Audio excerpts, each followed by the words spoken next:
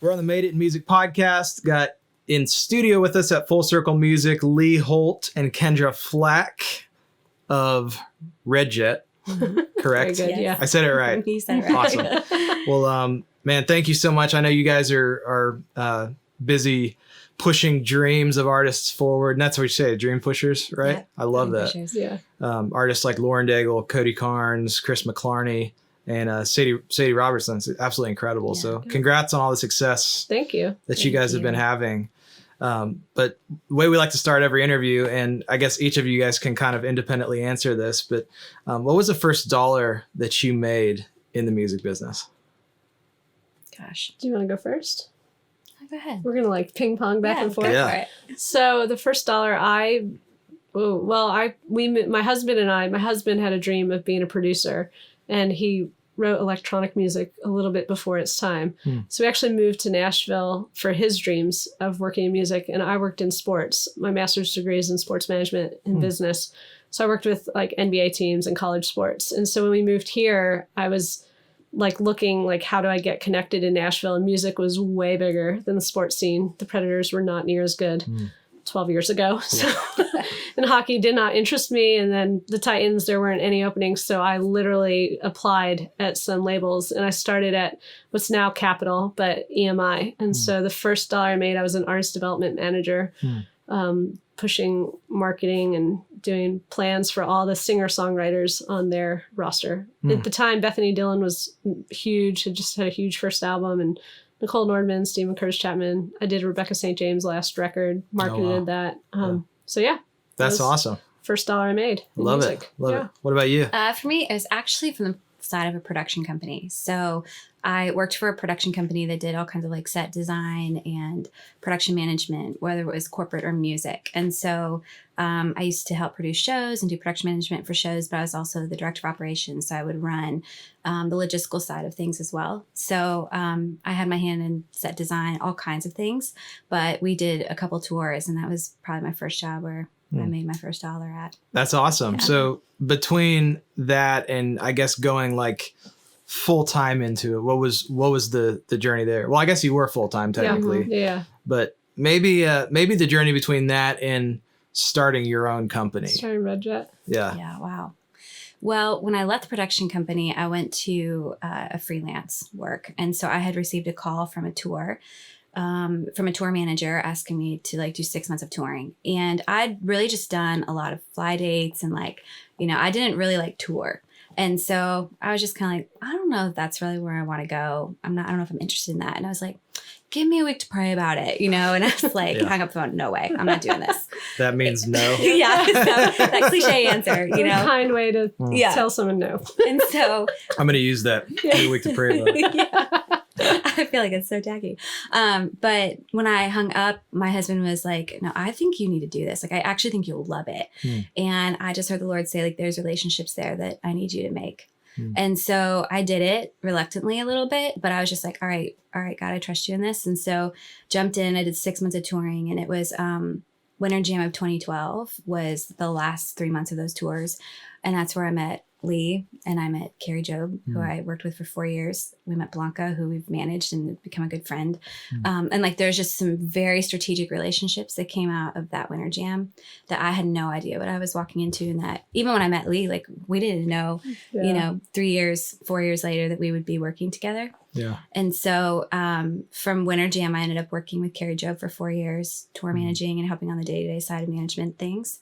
And that was like in a really amazing season for me. And that team is still like family. And so when I started, I've always wanted to manage.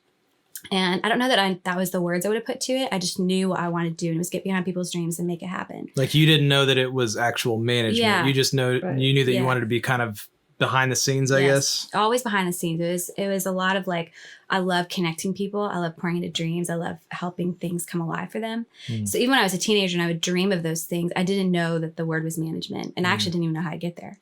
And so being out with Kari and the connection that we had and just those years of building and what we did. And then Leigh and I had just kept in touch as like friends for a while. And then I had this business idea and I was like, oh, I'm going to run it by Leigh. And we just connected on a lot of things personally and work-wise and belief-wise. And so then she had reached out to me and said, hey, would you ever like want to manage like full time? And I was like, oh my gosh, that's like my dream. But I'm with Kari and it would have to be a God thing because like this is like my girl, you know? Yeah. And like for you to leave that situation. Yeah. Because Kari and I talked about me coming off the road and being more under her management and doing bigger picture things. And so that was kind of like the direction we were moving. But when this came about, it was like, I couldn't shake it. I was just like, man, this would be amazing. So I told Kari and Cody right away. And I was like, this is the opportunity. We don't have anything. Like, it's a dream, you know, but I always wanted to be above board. So I was like, if something were to come of this, I don't ever want her to think like I was hiding anything. And her response to me was, if this is what's in your heart, I want you to step out and do it. And I was like, I mean, you just don't always work for leaders who champion you and in the gifts and like what you're called to do. And she's like, this is not an ultimatum. Like, I just want you to go after it. And that was life-changing for me. Yeah. And so we were just like, okay, if it happens, we will not poach an artist. That's for sure. We're not going after anyone. Like, God would have to make this happen.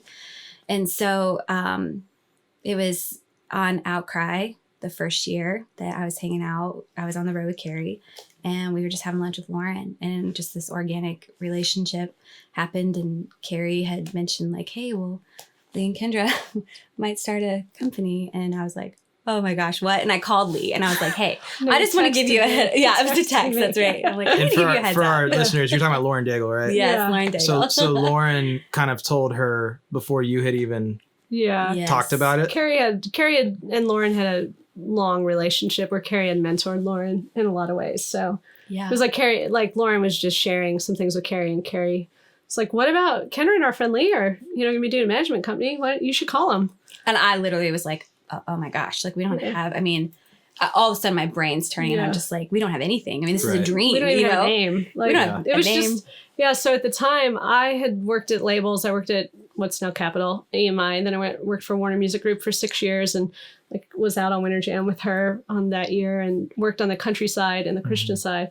I had left the company. My contract had come up and I looked around the landscape of the label and was like, where will I most be challenged to learn and grow? And I started my own company. So I left the label, started a marketing agency, and kind of at the time, I was pretty much okay I had worked enough on the mainstream side and the Christian side. And I was at a point where I was like, okay, I don't necessarily really want to work on the Christian side anymore. On the mainstream side offered huge opportunities, like just as a marketer, I'm a marketing and branding, like nerd. I love it. So from the idea of like the outlets available on the mainstream side, I wanted to dive in and fully explore that. So my marketing agency, we started working with all these mainstream clients, and we were being hired by management companies. So I went from working in the labels and then sports teams to now all of a sudden be sitting with the people who are actually making the decisions, driving the business for the artists. And all of a sudden I had this realization of it was like, wow, that's the reason why I always got pushback from my ideas at the label, was because from a label perspective, you're always looking at it from the concept of what's the best thing for this product. And then the management perspective was like, what is the best thing for the livelihood of this artist and for the health of this artist and for the future of this artist? So all of a sudden I was like, oh, now I understand why I would pitch some ideas that I thought were amazing from my perspective of push this product. Yeah. And the managers would be like, yeah, we know you have good intentions, Leigh, but that's not going to work for so-and-so because of these reasons. So I love that shift of sitting on the side of worrying about someone's livelihood, worrying about someone's like dream and life and vision, and being like, that was so intriguing to me. So I'm working with these artists and in their management team on a day-to-day basis. And the Lord literally put out my heart. It's like, you should, I want you to manage. And I was like, no, everything's going really good. I was on some great tours and working with some big entertainers. So I was like, we're doing really good. We're making money. This company's successful. Like, I don't want to manage because I don't want to get the phone call at midnight that the bus is broken down. Like, I'm like, there's no way. And literally the Lord did not let me put the idea down, so much so that it was killing me. So in the meantime, our friendship's just growing. Kendra and I reached out just to connect, and then she pitched the business idea. And then we would kind of share war stories. She'd tell me what was going on with her and Kari. I'd tell her what was going on in my world, and just being like, man, the way that I saw And it's not, I'm not going to paint some picture that mainstream is like evil and Christians not evil, because evil's everywhere. It's not what right? it's about. Yeah, it's really. not. Yeah, Yeah. But I would see some things on the backside of how people were being treated, and how crew would be treated as disposable people, or it would be like the artist, the band, and then everybody else. And I would just like kind of experience these situations backstage where I was like, man, like I really want to work with artists like a Lauren Daigle. I really want to work with artists or an actress like Sadie Robertson that can have a massive impact on people, but that everybody on our team feels like $1 million. Everyone on their team, the lighting guy is loved on. And we know that, I love it, Kendra always says, like, the artist is never going to be seen if the lighting guy doesn't turn on the lights. Right. You know what I mean? So it's like, you're not heard if you don't have a front of house. Yeah. Right. Like, and so I literally was like, on one tour in particular, I was just like, man, I really want to have impact. I want to be working on projects that have impact, but I want everybody on the tour crew, the whole team, to feel like a family. Yeah. So that was where we connected the most. So we'd come home and we'd share stories, and that was where Kendra and I always landed. And then literally the Lord was like wrestling with me to the point that I reached out to her and was like, hey, what if we did this together with the premise that we're a family and that everybody feels included and everybody feels loved. And so that kind of led us to the point where she texted me, and I was on an elevator. And at this point, once I get an idea that I feel like the Lord's given me, I'm like, okay, make it happen like today, because I have the patience of like a gnat. So, so she texts me, and I'm on an elevator, and I didn't get the text. I'm going up the elevator, and I'm like wrestling with the Lord out loud. I'm on the elevator by myself. And I said out loud, I was like, God, if you want us to manage, I'm like, you've put it in my heart, you need to make it happen. Like, I was mad at him. I was like, you've put this idea in my mind. I didn't want to do it. I finally agreed to it. I reached out to Kendra, like, this vulnerable place, but now it's not happening. So I don't know what to do with it.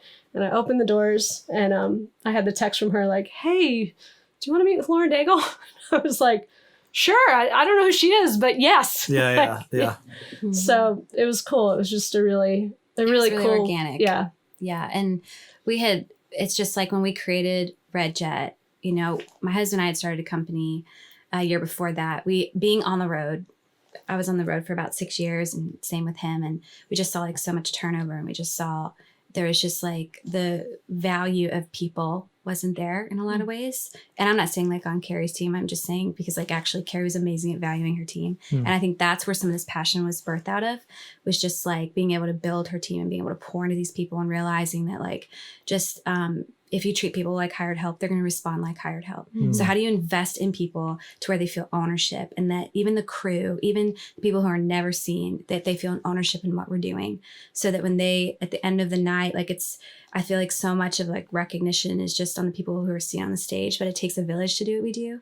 So it's like, and when we built Red Jett, it was like always wanted to come in from that perspective that like it takes a village, and every single person a part of this is important and valued and has a place and ownership.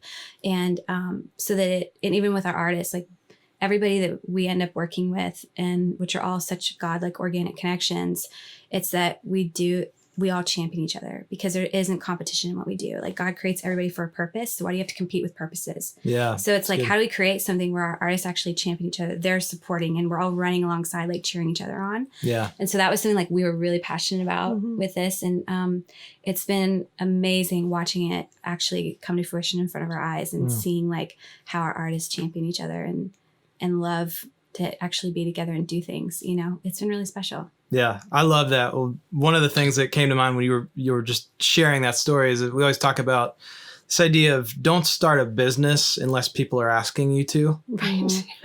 That's a good point. So good. Yeah. You guys totally did that. That's incredible. So Lauren Daigle, I guess you're obviously off to the races because she's had a bit of a rocket ship career. What are some of those ways? I'm interested to dive a little more into what you said, because I guess I would like to think, and most people would like to think, that they do treat their people well.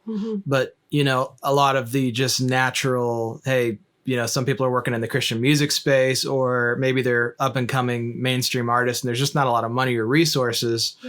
What are some of those ways that you can treat people well and make them feel like they're a part of something, like they're, you know, make them feel like $1 million? Like, are there some specific tools or strategies or ideas that you guys have put into place for that? Yeah, I think it's different if it's on the road or if it's like within our team that's on our REDJETT staff that we've hired.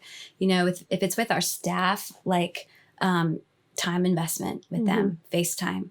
And, you know, just for like an example is when we were at an event in Orlando last September when the hurricane was coming in, it's like our poor team, like there's 2 of them, plus some interns, but it was like all hands on deck. We need exit plans out of here for all of our artists, for all of the team. If all the flights get canceled, how do we get out? And they worked some nights late and early. They answered our phone call and our text at any moment, and just put a lot of effort into making sure like we were taken care of and that all of our artists had exit plans. And so it's like when we got back into the office, the first thing we did is we took them to lunch. You know, we just sat with them, and we always want to. Sometimes we'll drop them notes and leave it on their desk, or you know, we like to celebrate well. Yeah. And so we celebrate victories together. Birthdays are a big deal in the office. We always celebrate them well. Or if there's like an accomplishment, you know. So I think within the team, it's like just adding that investment where they feel like they work hard, but they're valued for their hard work. Yeah. We never wanted to go where at the end of the day, like they go home and they're so stressed out and they feel like, man, the things that I do are unseen, because that's kind of a really unhealthy and unhappy place to be. So making them feel seen. And on the road side, it's like the little things of like bringing the crew coffee, you know, or if they had a hard load in. Taking them out to lunch. We've gone in and Leigh and I have just taken them out to lunch, you know, and spent time with them. And which is totally not something that is probably ever expected, right? I mean, like, no. And I think it's just honestly a mindset that, I mean, we're fortunate we work with great humans. Like we do. The people that we get to represent are first class. Like, and that's kind of, you know, I have kids, and our Mark, her husband, helps with the business and works on Lauren's team. My husband runs our marketing agency with us in his offices with us and does all of our tech stuff, all the back end stuff for all of our artists. And neither one of them are paid on the REDJETT payroll.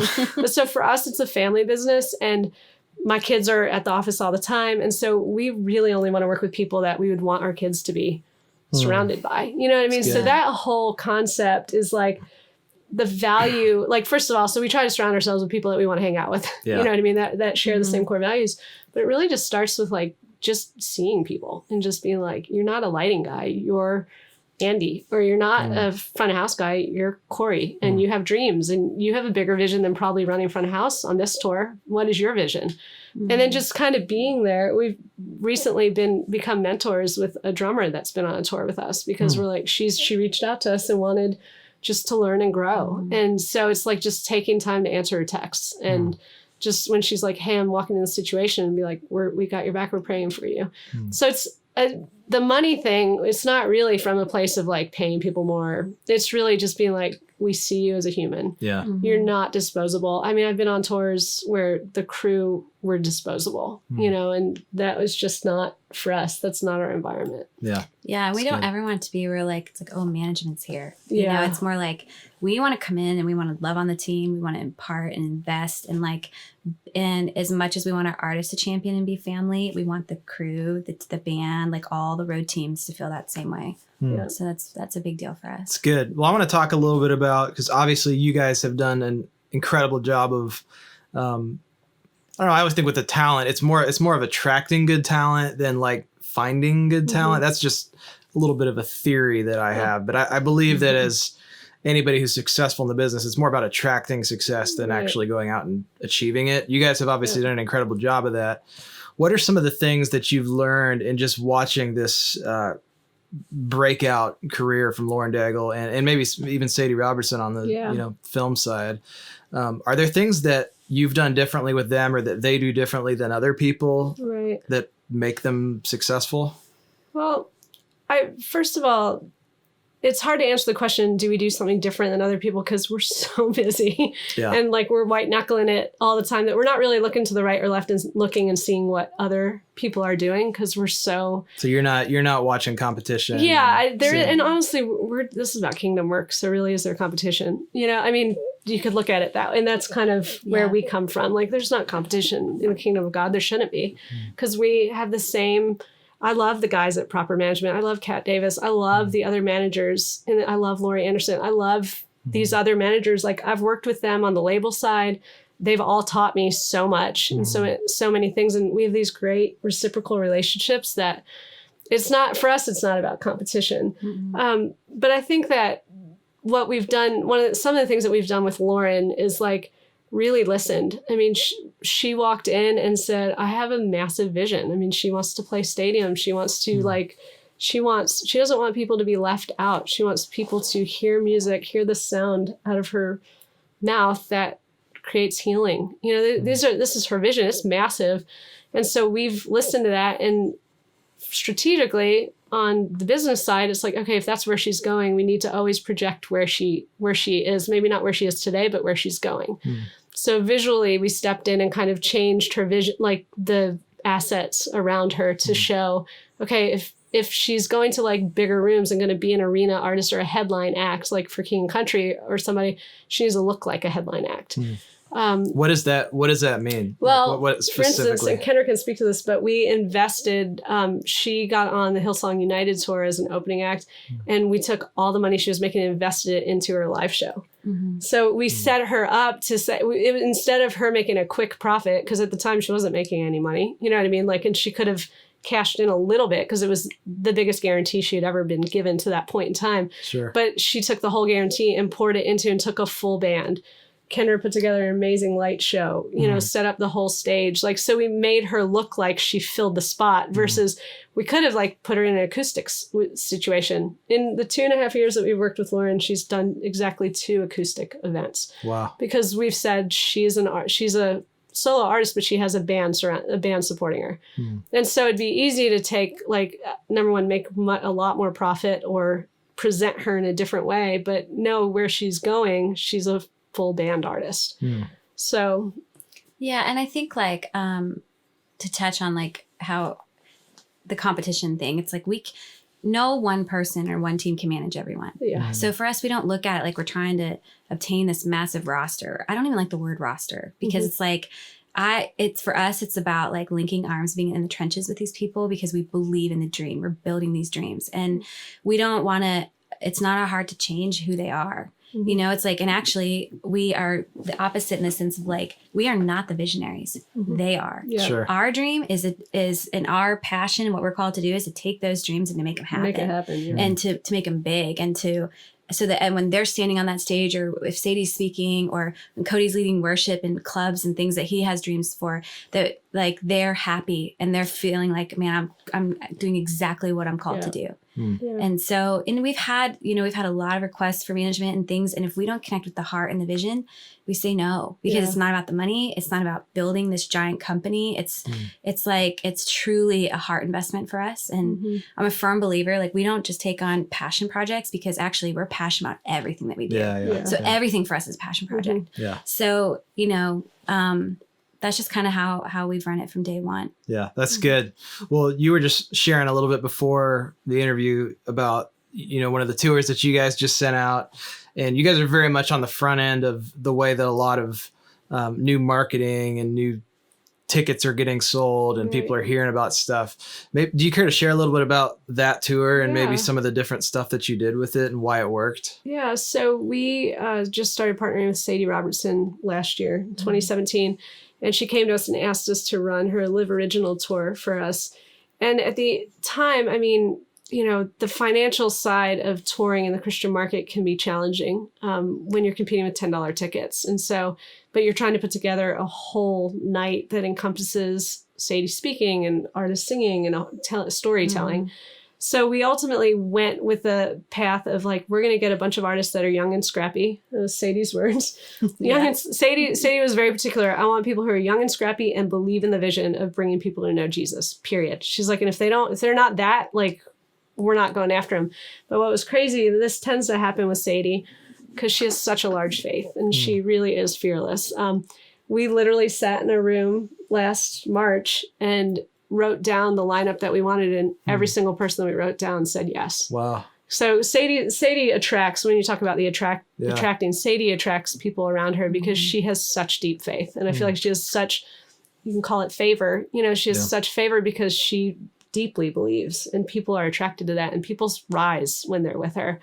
And she treats people amazingly well. There's never been a person Sadie has disrespected or acted entitled by. So all that to say, we got this great group of people that all believed, and it was the young and scrappy lineup. I mean, Holland, she's incredibly talented, had a great online following. Anthem Lights, they are also incredibly talented, but they own the YouTube space. So it was their idea. They're like, hey, what if we do a song with Sadie and let's collaborate on it? So we put a song on Spotify, did marketing through Spotify for the events. And it helps when you have Sadie's name attached to Anthem Lights, but Anthem Lights is they own that space. So they talk a little bit about that, because I think a lot of people out there like, what's marketing on Spotify? What does that even mean? Oh, well, you can go into whatever market you're going to and you can pull fans of any artist and then send them direct messages and send them emails. So on Spotify platform. Yeah, ultimately. Yeah. And that's through a partnership with Spotify. And they've got a great team that really supports all of our artists and what we're doing. So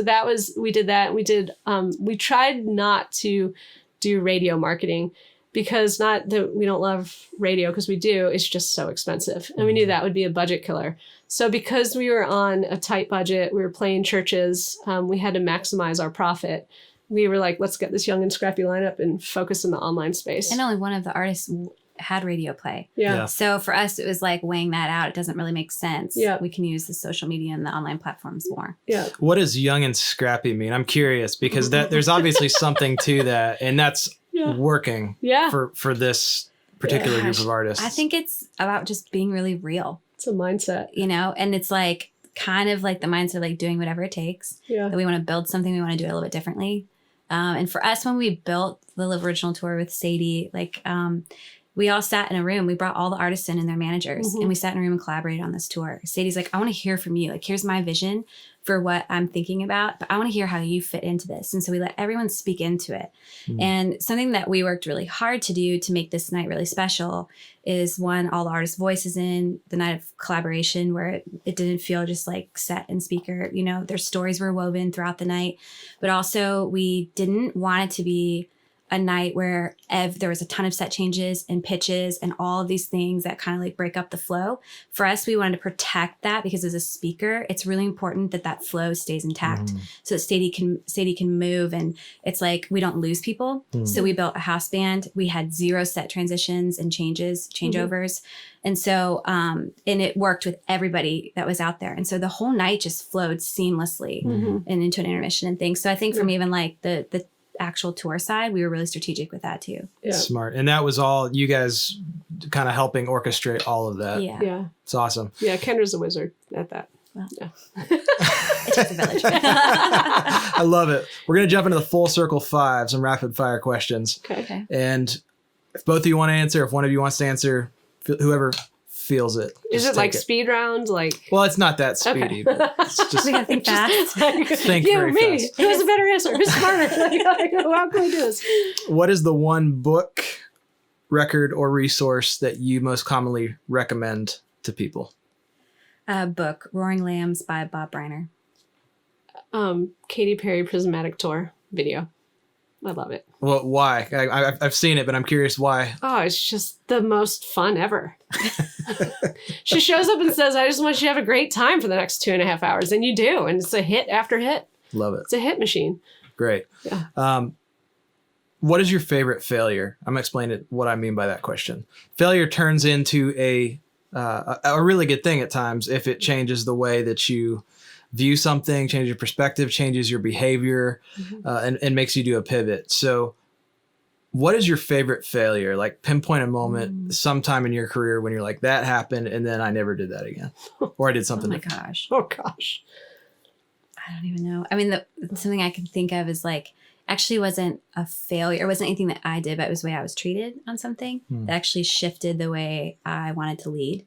And I was, so I know it's not an exact answer to your question, but it was life-changing for me in the sense of I was with Kari when I was tour managing, and we were out at a big conference, and someone of influence had come up to speak to her, and I was standing there with her, and she didn't even this person didn't say hello. They didn't even act like my existence was there or acknowledge my existence. And I just remember thinking in that moment, and I wasn't even offended. I just thought man, I don't want anyone to ever be in my presence and not feel like they're seen. And I think that shifted the way I decided how I wanted to be a leader. It's good.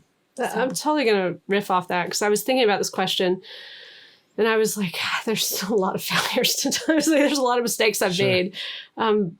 similar. I was working on a tour as a mainstream tour, and I made a big mistake. It was Oprah Winfrey toured, and I was overseeing sponsorships and partnerships for the tour. And we did a trade out. I can't even remember the shoe company name, but we did this trade out where every fan in attendance, so 85,000 fans, gets a gift card. And the language that I put on the gift card was incorrect with how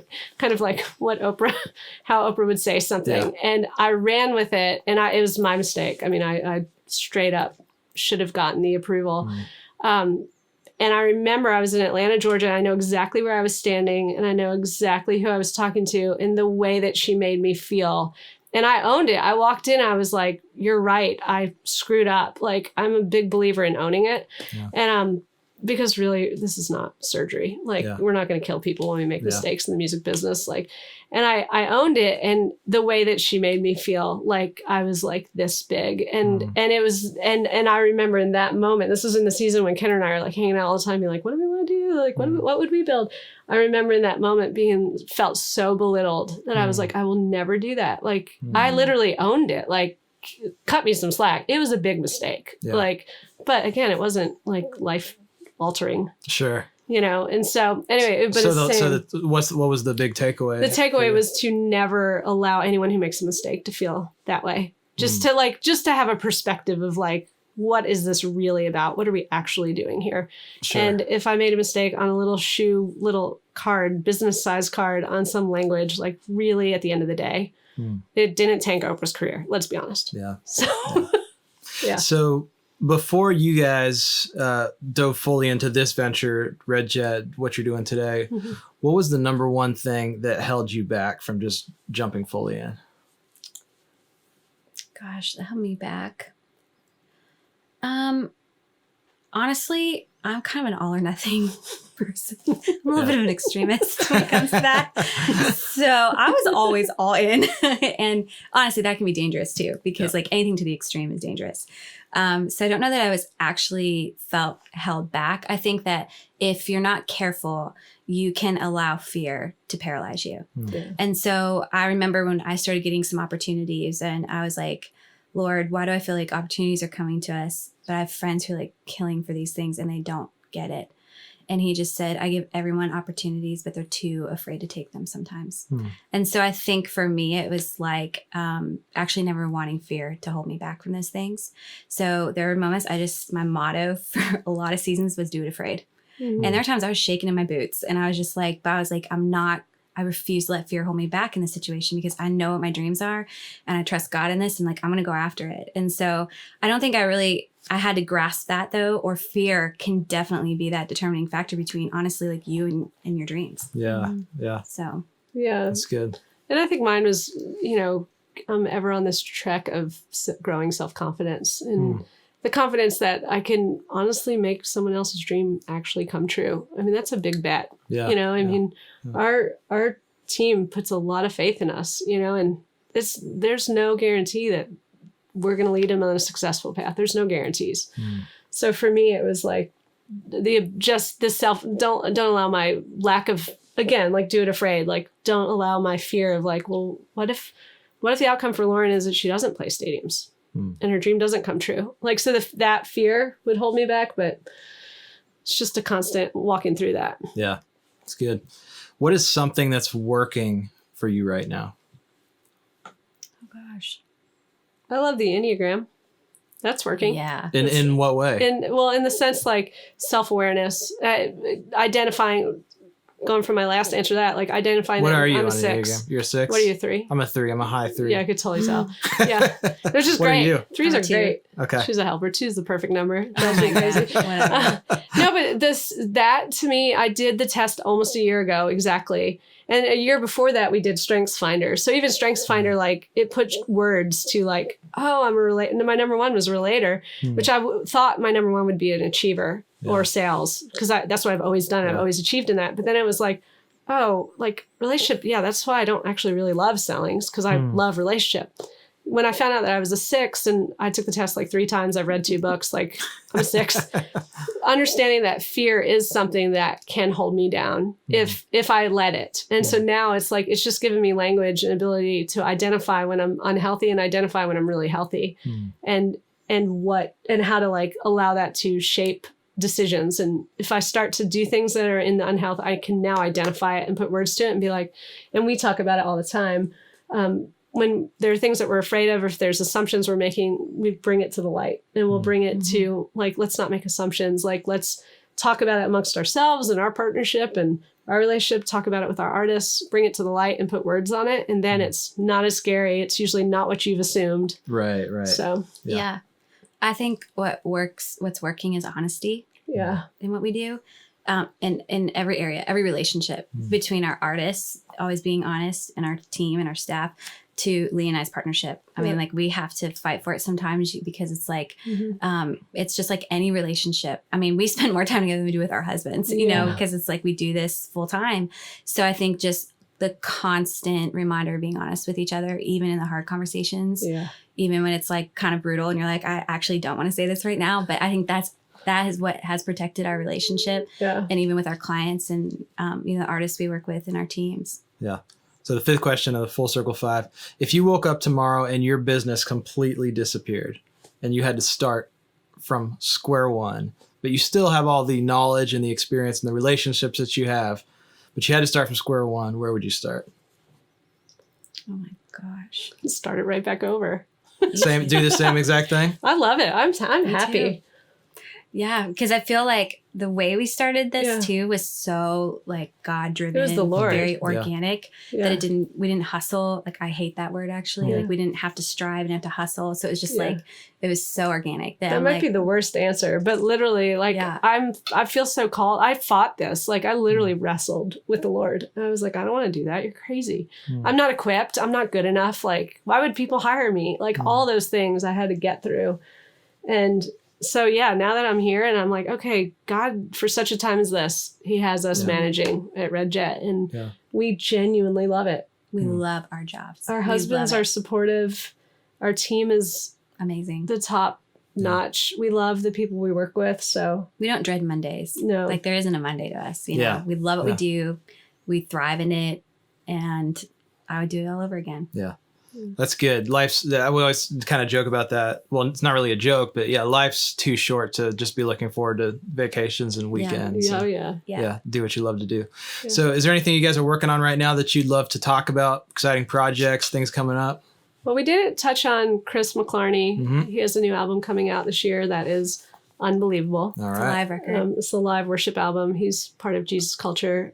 We just started working with Cody Carnes, and he's fantastic. Yeah. So dreaming up his tours, the future with Lauren's bright. We're looking forward to a great year with her. Yeah. And Sadie will have another tour out this fall. In the spring of 2019. Yeah. So she'll be doing live touring. Yeah. Will there be young and scrappy people on it? Yes. Oh, yeah. Yeah, that's the only way we model. Yep. Yeah. I love it. Well, I'm sure you guys get bombarded with submissions and everything, but if people want to learn more about what you guys do, how do people find out? Where's the social media website, all of that stuff? It's a stroke of luck. Yeah, we don't really have a website. It's like a blast page. It'd be the worst. REDJETT.com or just at REDJET on Instagram. Okay. Yeah. Instagram probably. We're the worst at our own stuff. On our own. Like website? Oh, for us? No, we don't have that. No. When I was full on running my marketing agency, our website was the worst thing. I was like, we'll never get hired because we pay no attention to that. It's all about working on the clients all the time. That's so funny. It's terrible. Yeah. Makes total sense. Well, Kendra, Leigh, thank you so much for being on the Made It Music podcast. So Thanks good. for having us. It's great stuff. I'm Seth Mosley. We've been here at Full Circle Music on the Made It Music podcast. We'll see you next week.